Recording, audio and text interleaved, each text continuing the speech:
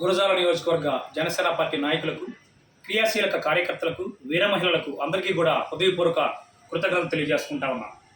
ఈ నెల 14వ తేదీ కాకినాడ జిల్లా పిఠాపురంలో నిర్వహించే జనసేన పార్టీ 12వ ఆవిర్భావ దినోత్సవ సభకు గురజాల నియోజకవర్గం నుంచి మనందరం కలిసికట్టుగా వెళ్ళి పిఠాపురం సభను జయప్రదం చేయాలని నేను మిమ్మల్ని కోరుతా ఉన్నాను.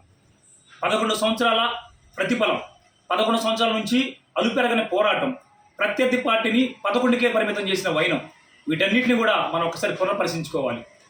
ఏదైతే 14వ తారీఖు పవన్ కళ్యాణ్ గారు చెప్పబోయే అంశాలను తూచా తప్పకుండా మన గురజాల నియోజకవర్గంలో అందరూ నాయకులు సమన్వయం చేసుకుంటూ వాటిని పాటిస్తూ గురజాల నియోజకవర్గంలో జనసేన పార్టీని మరింత బలోపేతం చేస్తూ కూటమి ఐక్యతను చాటి చెప్పేలా గౌరవ శాసనసభ్యులు ఎర్రపతినేని శ్రీనివాసరావు గారితో కలిసి నియోజకవర్గ అభివృద్ధిని చేస్తూ రానున్న రోజుల్లో మనందరం కూడా పార్టీని మరింత బలోపేతం చేయాలని మిమ్మల్ని అందరం కూడా హృదయపూర్వకంగా వేడుకుంటా ఉన్నాను.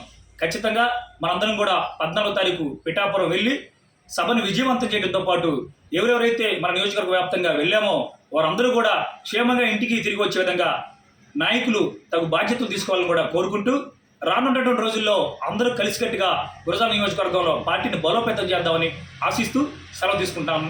జై హింద్.